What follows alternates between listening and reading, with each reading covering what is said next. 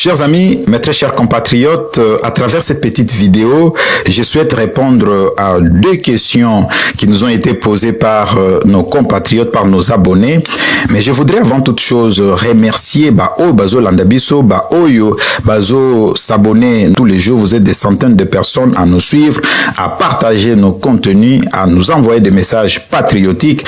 Et je signale que tant au Bandaki page Oyo, Tozalaki n'a moins de 50 abonnés. Aujourd'hui, Tozo atteindre 10 000 abonnés en moins d'un mois. Tozo atteindre 10 000 abonnés. Et ça, grâce à vous, grâce à votre engagement, grâce à votre amour, vous démontrez qu'ensemble, Tozo former famille, Tozo constituer force pour nous libérer Mboka Nabiso, pour nous libérer Mboka ya Patrice Emery Lumumba, Mboka ya Kim Pavita, Mboka ya Etienne Tshisekedi, Mboka Laurent Désiré Kabila, Mboka ya Simon Kimbangu, Mboka ya Joseph Kasavubu, Mboka ya Joseph Mobutu, Mboka ya Oyo Kufa Tangisa Makila, pour que ngana yo benga biso congolais, pour que lelo biso to télément pour nous défendre Mboka na biso, pas au nom d'un régime, pas au nom d'une personnalité politique ou d'un pouvoir, mais parce que biso nabino tolingi to tikela bana na biso mboka moko lukumu,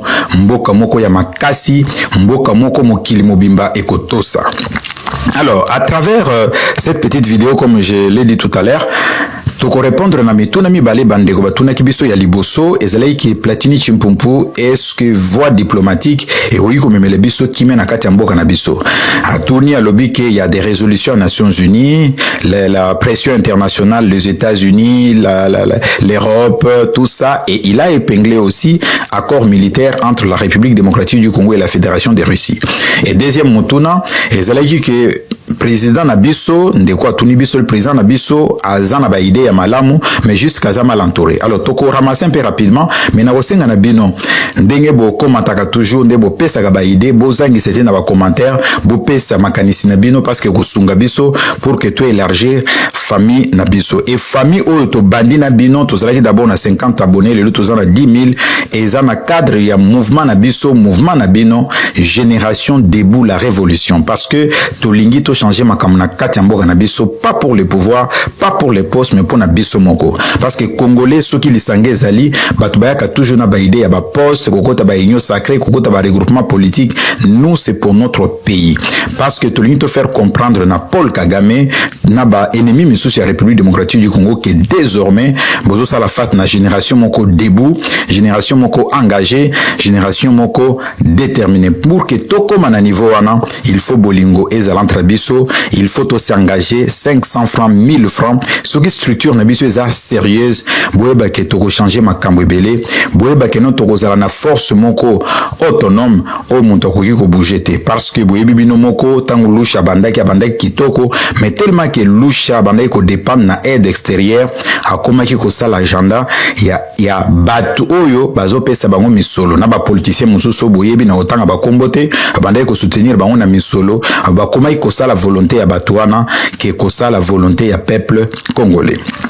Alors, mutuna ya liboso, ou etali diplomatie, so bitumbe aussi na diplomatie, et kosimbate depuis mboka na biso ezamboka, toza au moins na ba centaine ya résolution, ya Conseil de sécurité à Nations Unies, et memela biso kimiate. Nazo rappelé, fait moko historique, que Patrice Emery Lumumba azalaki assassiné au moment où casque blé et à Nations Unies bazalaki na République démocratique du Congo. Pour nani ba empêchate, parce que Conseil de sécurité des Nations Unies na Nations Unies mobimba ezo servir club ya ba grand oyo tobengi Russie, États-Unis, Chine, France, Angleterre. Bango nde ba décida na Conseil de sécurité des Nations Unies. Sko bango wana nde ba imposaka volonté na bango. C'est-à-dire que makambo nyonso esale makakimia tout ça soki bango balingite et ko sale mate ba résolution aux années du papier. Preuve en est que résolution 2773 il y a Conseil de sécurité des Nations Unies États-Unis et reconnaître que Rwanda ils ont agressé plus de moitié du Congo et retiré ba troupes na yango pour nani ba salate pour nani Rwanda exécuté parce que ba grande puissance wana bazo benga Rwanda na butu balobi komekate toza na yo mena moi bazo ebisa biso bazo kosa biso bazo manipuler ba konzena biso que non toza tia pression toko tia ba sanction. Deuxièmement, botangelanga peut-être nako bosana botangelanga mboka moko na mokili oyo et plia oyo ba sanctionna et c'est plia parce que ba sanctionna bango. Corée du Nord, malgré ba sanction, a continué à développer ba armes nucléaires et à se développer et à vivre. Russie, malgré les sanctions, ils ont continué, ils ont en Ukraine et puis ils ont se développé. Iran, malgré les sanctions, depuis des années, depuis des décennies, ils ont se développé et d'ailleurs, il a une démonstration de force et persa qui l'okuta Israël depuis des années, qui est basé dans dôme de fer, où il y a un missile, et kota qui n'est Rwanda peso intimidé alors que ceux qui ont courage, il y a lancé des bombes dans le territoire ya Rwanda na kati ya Kigali au cœur même du pouvoir.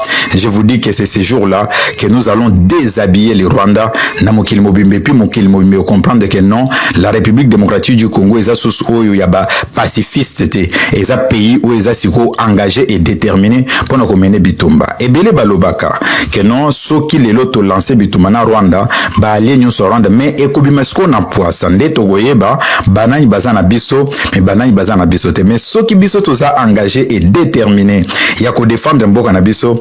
Je vous dis mes très chers amis eza na puissance moko te koki ko exterminer biso nazo pesa bien exemple et puis nazo kamwa ke na mboka na biso na Goma à Goma il y a nos compatriotes mais une force d'occupation siège là-bas et nos compatriotes c'est comme si rien n'était. C'est comme si de rien n'était. Donc ils sont là, ils vaquent librement leurs occupations. Non, les Irakiens vont faire vivre enfer na ba soldats américains ou ba qui pour ba occuper bango. Ils ont en fait ils allaient qui en faire et bakufa mingi. États-Unis kima Irak. Baken Afghanistan bakima ba Afghan ba sali bango boy. Et nous sommes quel genre de peuple? Nous avons des occupants chez nous, mais nous ne savons pas réfléchir et développer des capacités pour faire vivre l'enfer à ces terroristes sur notre propre sol. Mais c'est que nous sommes un peuple naïf et paresseux.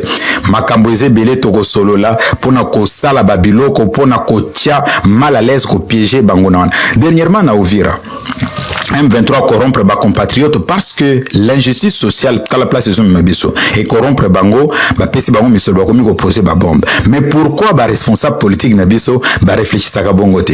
Nous avons nos compatriotes là-bas, nous avons des services. Pourquoi ne pas piéger ces gens-là? Il faut les piéger. Aucun militaire rwandais ne peut pénétrer notre territoire et sortir. Ya on s'appelle na Mutamba. Sobo landi be Mutamba na katia maloba nae azana ba erreur nae comme tout le monde c'est un humain mais courage politique nae tozana ngo bosengi. Sobo landi alobaka jamais que oh non communauté internationale non, il parle, il prend des décisions, il parle en tant que courageux. Mais sobo landi ba opposant bino bokanisi ba sauver bino. Nous appelons la communauté internationale, nous prenons la communauté internationale à témoin. La communauté internationale les années, et ça 15 pays ou 10 pays occidentaux, des ba comme communauté internationale comme Bango, bazol ba oh non, il y a plus de 190 pays. Mais nous sommes débiles, le monde a changé. Pourquoi ne pas changer? Pourquoi ne pas changer notre logiciel mental? Et vous pensez que les occidentaux vont nous libérer? Au moins, tous a agressé chez nous, nous sommes attaqués chez nous, mais nos autorités passent dans des médias pour dire nous demandons des sanctions, nous appelons les États-Unis. Mais attendez, vous pouvez pleurer, monter, descendre, montokoyo que les bino azate parce que relations internationales, charité zalagate. Oh lela o gango salabo, bakota la yote parce que chaque pays ezoluka ba intérêt na yango. Ce qui intérêt ya États-Unis, ya ba américains, ya ba européens, ya ba rwandais na ba misusu. Ezako puiser ba richesse na biso ko kende kolesa ba peuple na bango to ko empêcher bango tata to leli mais soki to sangani to za uni to ko défendre mboka na biso to défendre pe ba richesse na biso pour que richesse na biso et servir d'abord intérêt ya peuple congolais. Alors, voie diplomatique eza malamu mais comme ma kimiate parce que tigala comme ma kimiate diplomatie eza la kana valeur kaka soki eza soutenu par force moko armée ou eza capable de défendre territoire national ou eza capable de défendre mboka na biso na ba intérêt na biso. Depuis to banda ba accord depuis me biso wapi. Place moko te mais jour to ozo conscience to préparer bitumba, to neutraliser ba traître, to créer armée mususu, il faut créer armée mususu. Il faut ko déclarer effondrement ya armée na biso oyo, ko créer armée mususu ko préparer bitumba ko mener yango. Il faut ko préparer bitumba. Alors, question ya mibale. Bon, sous question ka kezala ki coopération na biso militaire na ba russe et ko simbate parce que la quasi-totalité ba dirigeants na biso baza issu na milieu occidental. Batanga kuna, bazana bana kuna, bazana ba bien kuna, ba villa. Donc pour na bango occident za sauver. Tant bino bozo se bango ba russe, ba chinois, to élargir ba coopération stratégique et tali bango te bazo banga. Ba konzi na biso bazana na année 60. Bazo banza ete soki to élargir moi bana na biso bakoya ko boma biso de boma ki lumumba. Botala na mentalité alors que le monde s'est changé. Vous pensez que 20 ans en arrière, Burkina Faso, Niger, Mali, il y a des décisions basées. Mais parce que le monde a changé, mais nous dormons encore. Nous pensons que Mboka Nabiso est un réservoir et matière première et occidentaux. Voilà pourquoi ils continuent à nous niquer, ils continuent à nous mater. Et biso tozo tala et tozo lela, tozo senga lisungi yakate. Entre temps, nous continuons de mourir. Plus de 15 millions de morts, des viols, n'en parlons même pas. Nos enfants sans avenir, nous continuons de mourir. Et tozo fanda, leader politique nangai et parti politique. Obo, le tout défendre Mboka, bino bozo défendre ba individu. Vous pensez que quand on s'engage aujourd'hui, c'est pour Félix Tshisekedi? Non, il a plus de 60 ans. Il n'a plus, je le souhaite, 100 ans, 1000 ans. Mais à son avenir, Moulay Bossona était tout le monde à Goukoufa. Au lieu de penser votre pays d'abord, vous pensez vos leaders X, Y. Voilà pourquoi Bazo manipuler Bisso. Alors, accord militaire n'a réussi au Simbate parce que nos dirigeants pensent d'abord que les occidentaux ne sont sauvés alors que depuis 1960, tout ça la politique à occidentaux na gouffre sécuritaire, gouffre économique, gouffre diplomatique. Tout le monde gouffre ndengeni. Sukingana otosangani na kati ya génération debout la révolution pour nous sauver mboka na biso, ko bimisa mboka na biso na ba gouffre oyo. Alors, mutuna mibale ndekwatunya lobi ke Platini Chimpumpu, président na biso Félix Antoine Tshisekedi Tshilombo azala na ba idée ya malamu maza mal entouré. Ndeko nanga ozo mikosa parce que biso nyonso tokanisaka bongo. Président Tshisekedi muntu a imposé entourage na ye azate. Président Tshisekedi ye moko aza donc azan entourage na ye ou ye moko a souhaité ki bato bazo entouré ye moko muto souhaité ki c'est-à-dire que tango biso na bino to banzaka ete président azan mal entouré a nommé bato résultat ezate yo nangande tozo mona résultat te parce que ndenge zalaka boy soki ozo nommé muntu na ba responsabilité moko ça dit ozana ba tante ozo zela ba résultat moko boy ça dit soko garder muntu wana 1 an 2 ans 3 ans ça dit koza satisfait na ba résultat na ye na musala sali parce que seul toi nde oko évaluer ce qui est efficace ou non. C'est-à-dire que le président Tshisekedi, il est le seul à évaluer XY ce qui est efficace ou non. Tant biso tozolo bake baza ba incompétent, baza président za mal entouré, yé azo se plana résultat, azo se plana musala, o bazo sala. C'est pour cela azo garder bango. To sengeke tout lui, monsieur le président, ne permettez pas aux incompétents de permettre d'une fonction à une autre. Mais l'autre monde zanineza ke balongolo na agriculture, bacho na économie, balongolo na finance, bacho XY, mais sans résultat. Alors que Baton bazo continue kozo musulambon ya mboka bazo continue ko vivre et tozomona eloko mokote c'est-à-dire que toti katobima na distraction ya ko banza ete président Tshisekedi eza mal entouré parce que muntu moko te na mokili oyo a imposé président Tshisekedi entourage na ye moko a ndimi ye moko a sepeli na bato zo sala na bango musala parce que n'oublions pas que le président Tshisekedi na élection il y a 2023 décembre alobaki ke baerero esalemaki na mandat liboso ko se répéter les sous-soutés. C'est-à-dire que Yemoko, chef de l'État Nabiso, président Nabiso, reconnaît qu'il y a erreur. Mais là, Tomoni qui est dans le deuxième mandat, et dans le premier mandat, donc les mêmes erreurs sont continuées, les mêmes incompétents, Batubazo continue à détourner Moussolo Yamboka, Batubazo continue à faire la bêtise, mais sous les yeux inactifs, il y a président Nabiso, chef d'entreprise au République démocratique du Congo. Ezana chef mon côté entreprise et kondima entreprise na écoulé ezana chef mon côté à kondima tant que votre président to pesa kay charge ya mboka alors nous demandons au président d'évaluer son entourage, d'évaluer ses collaborateurs.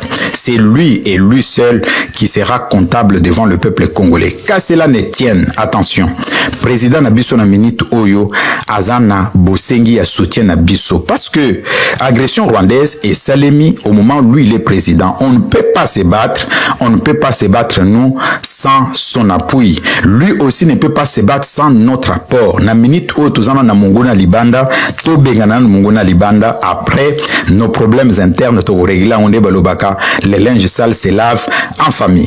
Merci Nandenge Bolanda Kibiso, Ezala Kingai Platini Chimpumpu, professeur Nabino ya militantisme patriotique, Tumunani Mbalasima, des gros bisous, je vous aime très fort, beau continuer qu'on partager ma vidéo, Nabiso Bo Pesa Biso Makasi, page Nabiso Platini Chimpumpu, page Nabiso Facebook, Ezala Sous Munene ya Munene, pour que to constituer une force synergique, où que la réponse na Paul Kagame, na ba ennemi nyo sur la République démocratique du Congo, donc la Isabango était génération debout, la révolution, et kozonga simate, to telemi, to fongoli misu, pour nous défendre Mboka Nabiso, pas pour les pouvoirs, pas pour les postes, mais pour notre pays, pour nos enfants et pour les générations à venir. Nous sommes arrivés à la fin de cette édition. Merci à vous de nous avoir suivis jusqu'ici. Si vous avez apprécié ces contenus, n'oubliez pas de vous abonner à notre chaîne, d'activer la cloche de notification pour ne rien manquer de nos prochaines vidéos. Likez et partagez cette vidéo. On se retrouve très prochainement. À bientôt.